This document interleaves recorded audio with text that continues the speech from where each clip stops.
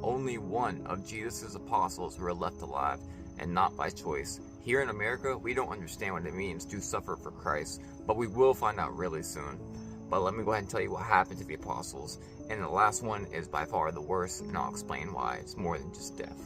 But we'll start easy. Matthew was killed by a sword wound in Ethiopia during the martyring of Christians and the persecution of Christians. Luke was hung. What was his crime? Preaching to the lost in Greece.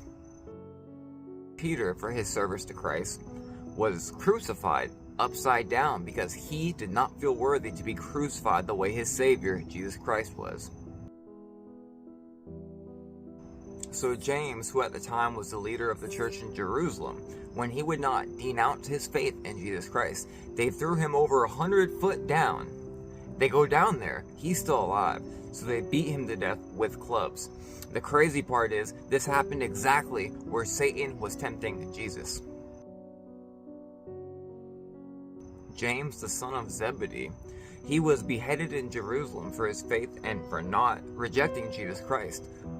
Crazy enough, the Roman guard who watched and admired his faith ended up bowing before the judge to be beheaded also for his newfound faith in Jesus Christ.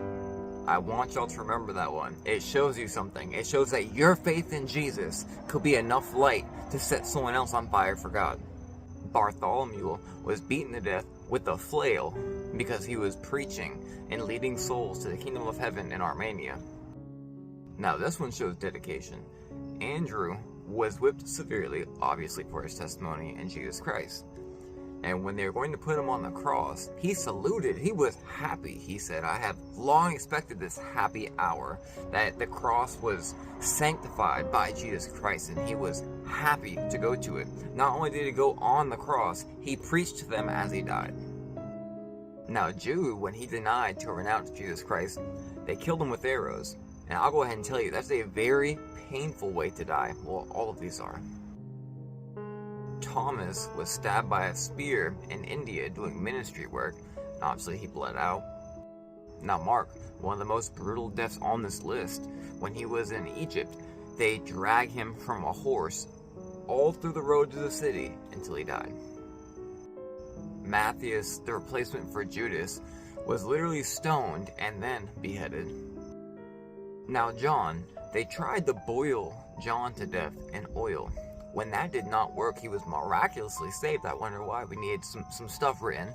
They then sent him to the island of Patmos to be jailed. Well, he eventually got freed, and he lived to be an old man in Turkey. Now Paul. Paul's story grieves me the most, and here's why. His whole entire time in ministry, he was attacked. He was slandered. He was called a false teacher, a wolf. He was called not able to be an apostle of Jesus, not qualified to be an apostle of Jesus. He was constantly imprisoned and attacked. Finally, he had a very lengthy imprisonment. And you know, Saul the Paul, he used to persecute Christians working for the Roman Empire. Well, the Roman Empire got a hold of him. They did not like his faith in Jesus and his work that he was doing. So after the imprisonment, they tortured him and then they beheaded him. And it was none other than Nero, Caesar of the Roman Empire. And to me, that's the worst. But you'll find with Paul, as well as his writings, he glorified in the punishment. He glorified in the persecution. He was for Jesus Christ. And this is why we still to this day see people calling him a false teacher, because he is completely of God. Ready or not, here they come. It's already happening to some of us. It's going to spread, and at some point you're going to have to take a stand. Are you going to stand for the devil, or are you going to stand for God?